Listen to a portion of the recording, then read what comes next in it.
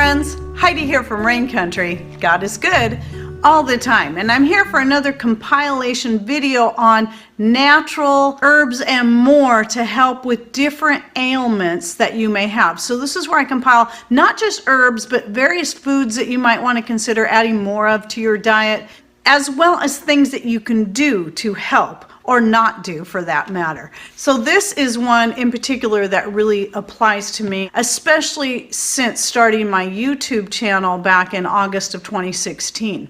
I've seen a very quick decline of my eye health through that time. That's obviously been a result of constantly having to stare at a computer screen to edit videos, because editing videos can take hours for each video, as well as answering questions through the comments, the emails, reading all the comments, reading all the emails, and then doing the research, because I do a lot of my research online, because that way I can quickly compile information from various different sites, just like I did here for this video and my many other videos. And by the way, if you're interested, I have a whole playlist that this is going to go in about these natural things that you can do that are tailored more to specific needs. I will put that playlist in the description box down below, so you can open that up and look through there and see if you can find something that specifically applies to you, whether it be thyroid health, your cholesterol levels, and so much more. And I have a lot more to do, so just be patient. But anyway, I did want to get to this one because this is one I've really been starting research again to really help see if I can reverse the issues that have been going on with my eyes as a result of my job. Now, one of the things that I did do that did make a big difference right away was getting away from being so close to my computer screen by plugging the computer itself directly into the larger TV screen, and then being able to sit across the room while I do my work. And that has helped quite a bit. It hasn't reversed anything, but I've noticed they're not getting any worse as a result, or at least they don't seem to be.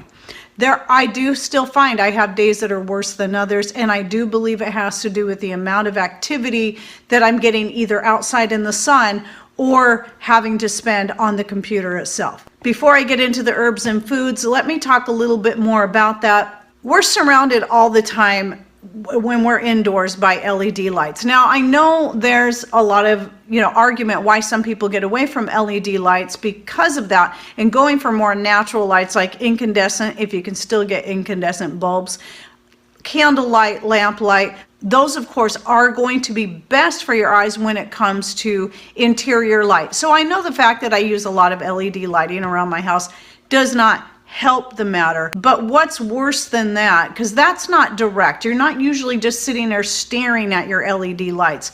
It's the direct staring at LED screens. Anyone who's on YouTube right now, who's watching this video, is doing that very thing.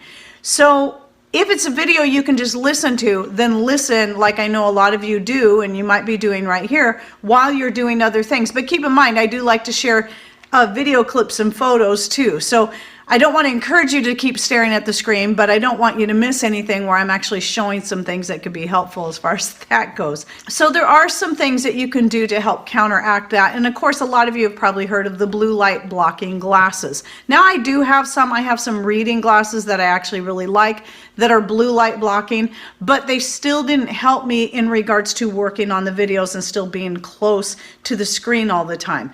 I found it did a lot better getting myself farther away from the screen. And then I didn't have to wear the glasses, because the glasses themselves caused more problems. So I only save those for putting those on for when I absolutely have to. But you can also, even if you don't have any kind of vision problems at all, you can also get blue light blocking glasses that don't have any kind of corrective lens to them. They're just a blue light blocking. I did try a pair one time, and I didn't like the way they made me feel. They made me feel really weird when I was wearing them, and they were just uncomfortable. And so I have yet to find any that I really like, but if anyone knows of any specific ones that are comfortable, that don't cause your eyes to feel even more weird, go ahead and share the brand that you use down below, because I would be interested in learning that. So even when I am sitting that distance and I don't necessarily need the reading glasses, I still would like to have something that could help prevent so much of that blue light exposure. Then the other thing to consider is you can, for like your screens themselves, I did do this with my laptop, still didn't help with the eye problem. It was the distance that made the difference.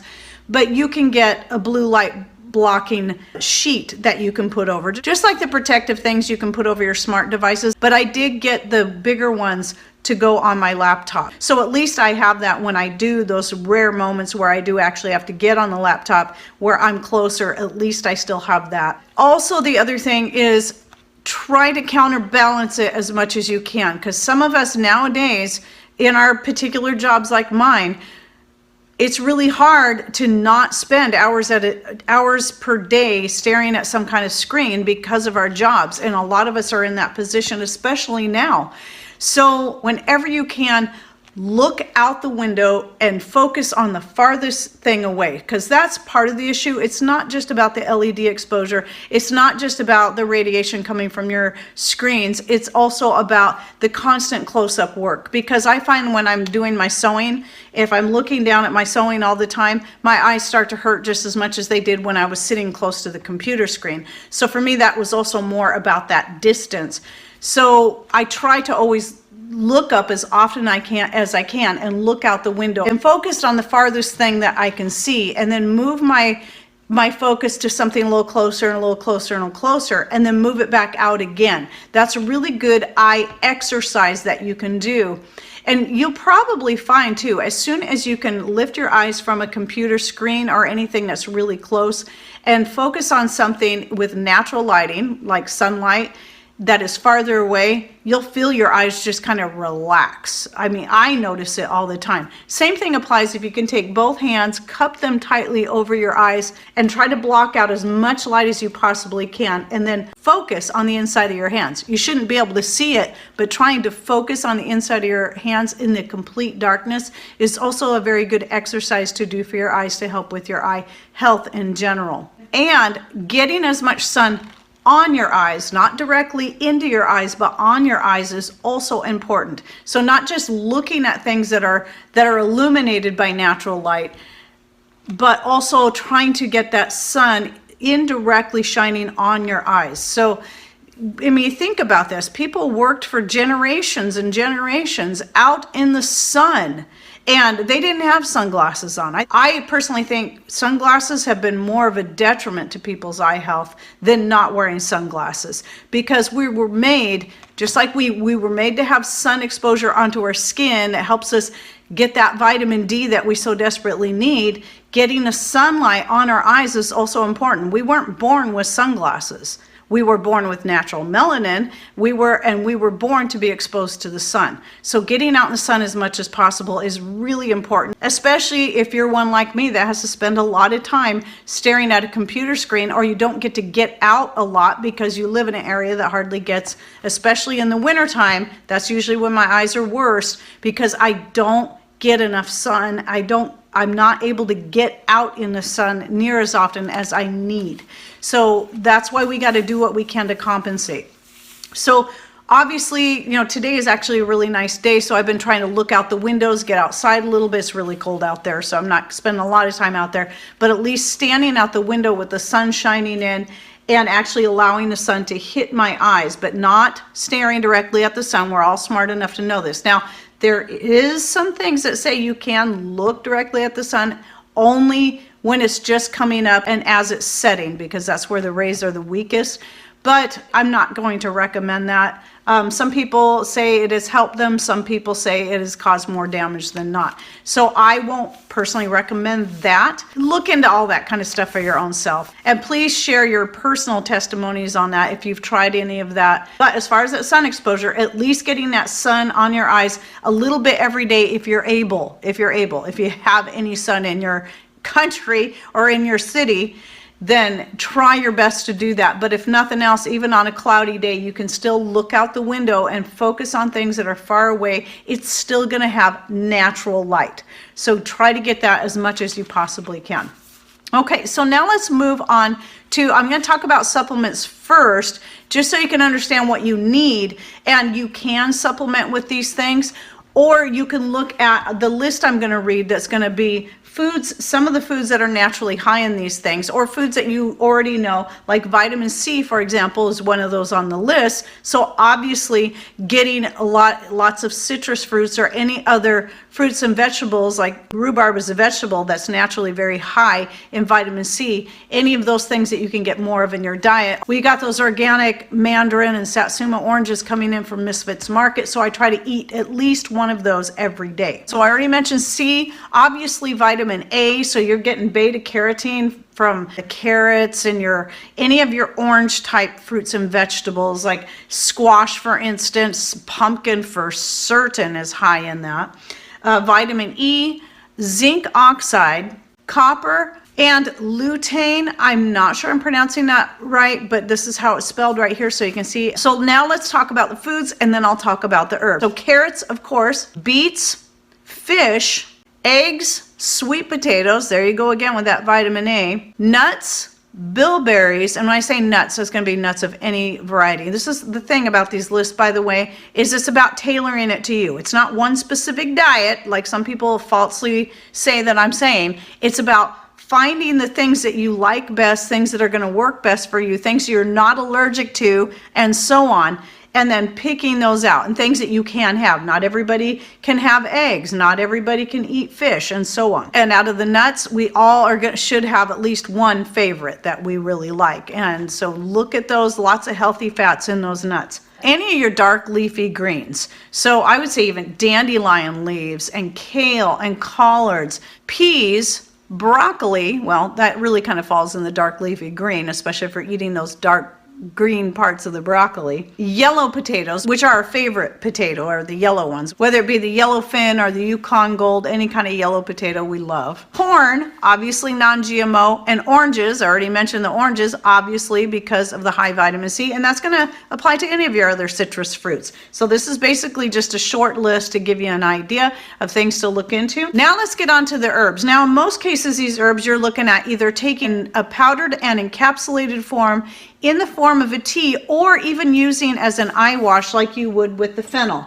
That's what I have right here. So fennel seed taken both internally and used as an eye wash can be very helpful. In fact, I just got back into doing the fennel eye wash simply because I forgot, but I do find it to be very soothing and helpful, at least in that way, to my eyes when they're very tired and feeling kind of achy and burning. So anyway, some others, one that I really want to try is Eye Bright. Just by the name alone, it's right at the top of the list of the herbs anyway. Ginkgo biloba, and we know that has a lot of other great benefits as well. And then I mentioned the fennel, and I did a video just on fennel, by the way. Saffron is another one. Green tea, turmeric, of course. It seems like turmeric is good for everything, isn't it? It's good for pain, it's good for high cholesterol, it's good for diabetics, and the list goes on and on. Turmeric is a great herb. Grapeseed extract, golden seal, cannabis, nettle. In fact, I have some nettle sitting right here. This is, I think, is from 2019 nettle that I'm trying to work through. Normally I'll mix it together with my other mixed greens like I have right here. That includes dandelion leaves, carrot tops, kale, amaranth leaves, just whatever I'm collecting from the garden at the time that I dehydrate up and put in there. But nettle is one of the main herbs that I have in my mixed greens blend that goes in everything. I'll go ahead and link to my last video I did on mixed greens, where I give you a pretty good idea of all the many things that are in here, as well as how I use it. And then one of the other herbs that's in here that's also on this particular list is lamb's quarters. And lamb's quarter is great. Pretty much anyone should be able to grow it. It's considered a weed, really, but because of that, most people should be able to grow it just fine. I know it grows great for us here. Like nettle and lamb's quarters, by the way, and even dandelion leaves, those are things that you can cook up and mix with anything. Stir fries, or like I said, with the dehydrated form, you could even powder it to make it even easier to mix in with stuff if you don't like the flavor of those certain things, or your family doesn't like vegetables or whatever it is. And it's a lot easier to hide the powders, or even in the flaked forms like I prefer when it comes to the greens. And calendula. So calendula is another one that just has so many great benefits. So I would say using this as a tea especially. But remember, again, you can powder any of this stuff or buy it in a powdered form and make your own capsules. A lot of these things can also be found already in encapsulated form, like your turmeric, your ginger, I believe your nettle, and so on. So a lot of these, by the way, are said to help reverse or prevent macular degeneration. So I think for most of us, that is what we're looking at, especially if you're in your 40s or you're in your mid 50s like me, or your 60s and on. Yeah, usually it's in the around your 40s that you really start noticing that difference, where the age starts taking a toll on your eyes, where you have to start wearing reading glasses, because I know it was in my 40s when I started realizing I needed reading glasses. And then of course now, being at the age of 55, I can't, there's very little I can read up close without having some eyeglasses on. I can read this because even my sloppy handwriting, I wrote it big enough I can see it. So anyway, I hope you found that helpful. And by the way, go watch that video I did on the fennel seed. And I think in there I did talk about how I make the fennel tea and show the little glass cups that I use for the eye wash. Those are very helpful. You can get them in plastic, but the glass ones are a little bit more expensive, but I do recommend them.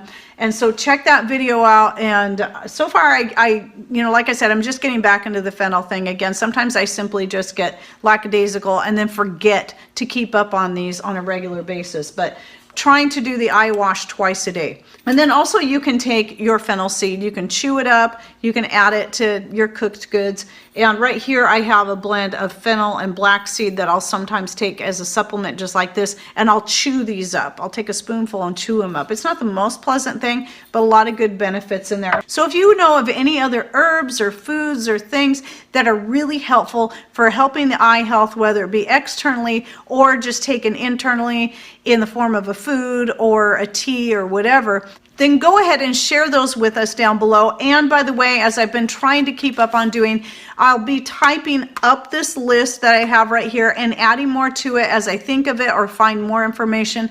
And it will be, I'll put that link in the description box down below, and that will take you over to the Patreon post, which is totally free. Don't freak out. Some people still freak out when they hear Patreon. Ours is totally free. Every single post is open to everyone. I don't even think you have to have a Patreon account to be able to see the post. So when I give you the direct link, it should take you right to that particular post. You shouldn't have any problem reading it, because I don't charge for any of that. So some people choose to donate. That's totally up to you, but everything is open on there because I want this information out there for free. But I do like putting those posts over there because I can put some photos in there and so on, and especially when I'm sharing recipes, I can share the photos that would go with the recipes, because I do have food related recipes in there too. I do plan on doing more as time allows, so please be patient, because I do have more I plan on typing up and putting in there as well. All right, well, I hope you enjoyed this video, you found it helpful, and at least you can use it as it's meant, as a springboard for you to start looking more into this information for yourself. Don't forget to look in the description box down below for the playlist I'll put there, not just on the natural remedies, but on the list of herbs that I've covered, where I've done specific profiles on, like the nettle, the calendula, the fennel, and so on. And the other link I'm going to be putting down there in the description box is to the video on how to do your own research on these various types of topics. And that should be very helpful for you to be able to search for those things, because I'm not going to have all the answers. I'm not a doctor. I'm just trying to compile information as best I can, give it to you so you can use it as a basis to start looking more into the things that you can do to help yourself naturally. And I think now more than ever, we need to start looking at more natural ways to heal ourselves. Okay, well, thanks for watching. Take care and God bless.